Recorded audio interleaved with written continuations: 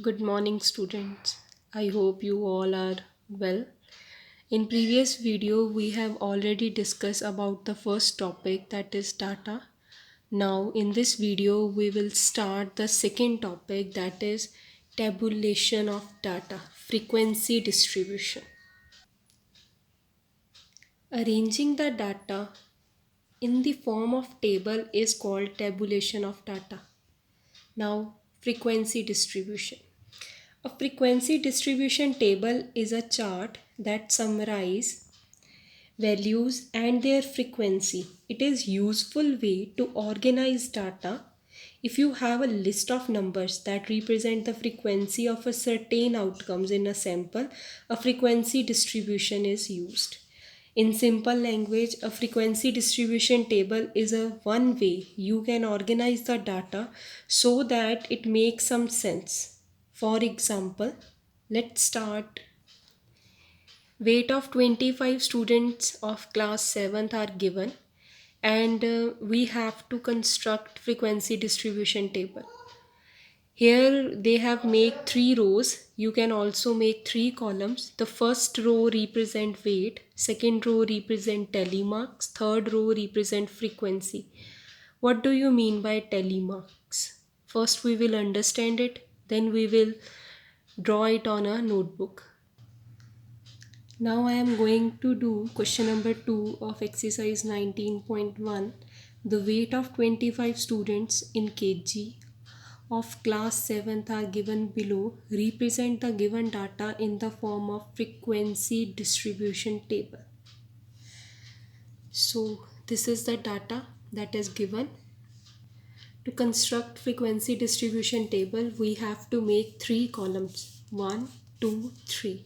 In first column, write the weight of the students in the ascending or descending order. Use small vertical strokes called telemarks for the counting. Third one is frequency. Frequency means number of students. In the given data, the smallest number is 30. So in the first row, here we will write 30. Now start counting with the help of telemarks. We will use small vertical lines, or that is also known as strokes. The first is 30. 1. So I have draw here 1. Now next 2. So draw here 2.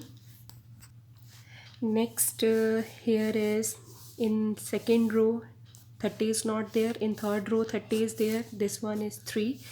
Next in next row here is the 30, then 4. Next is this one is 30. This is fifth. We will not draw vertical line for the fifth stroke in the same way, but make a stroke crossing the 4 in the diagonal form. Diagonally we will cut it like this. So this is 1 2 3 4. This one is 5. So your frequency is 5. After 30, next number is 31 is there? No. So next number is 32. Right here 32. In first row 32 is there? No. Second row 32 is not present. In third row also. In fourth row. So cut here 32 1. So write here 1. Next in last row 32 is there here. So it will be your, how many are there? 1 2. So your frequency is 2. Similarly we will do next after 32. Next one is 34. So write here 34. So first row, yes, 34 is there. Cut, draw first line or stroke. Next second row, no. Third row 34 is here. So cut here. Why we cut it? So that we will not confuse that we have count it or not. Next this is 34. Then again I will draw one more line 34. I will cut here in my given data. Next one is no, it is not present. So total count here 1 2 3. So total 34 is 3. Next number is 37, because after 34 next bigger number is 37. So right here in the weight column 37. So first row 37 is there, yes, 1, so right here 1. In second row 37 is there, yes, so right here 2, sorry, yes. Next third one, third row 37 is not present, fourth 37 is not present, in fifth row 37 is not present, so number of frequency is here 2. Next, similarly we will do other terms also. Similarly, I have done all the rows. Now the last step is we have to add the frequency. Why we are adding the frequency? So that we can check that we have add all the terms. In the question it is given 25 students, so it must, after adding this frequency, your answer must be 25. Add all the term 5 plus 2 and all this. After adding, your answer is 25. Same way you will do your exercise 19.1. Let's start 19.1. First question. The first question is arrange the following data in an array.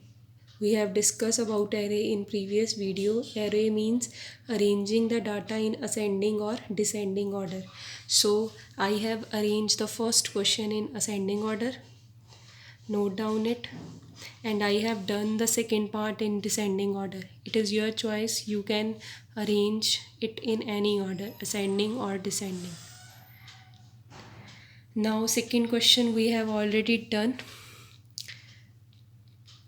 Now come to your third question. Third question is the following data show the number of workers present in the month of July. In the month of July, number of days are 31. And during workshop in a company every day, represent the given data in the form of frequency distribution. Same steps you will follow for the third question. 3 columns. First column number of workers, second column telemarks, third is number of days. Arrange them in the ascending order, then count it and fill your second and third column. After adding, your number of days must be 31 because in the month of July number of days are 31. The similar question is there, question number 4. The following data shows the number of football players present in the football camp in the month of March. Now in March, how many days are there? 31. So information, total number of total data is given 31.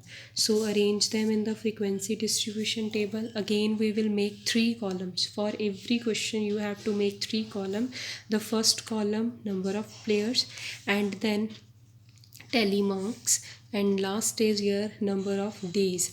So arrange them in the ascending order, count them. For telemarks you will use the stroke 1 2 3 4, 5 will be cut diagonally. If you want to write the 6, how you will write 1 2 3 4 5 cut diagonally, then draw one more 6. Same you will draw it, and after adding your answer must be 31. Note down these questions. Next question we will discuss in next video. Thank you so much.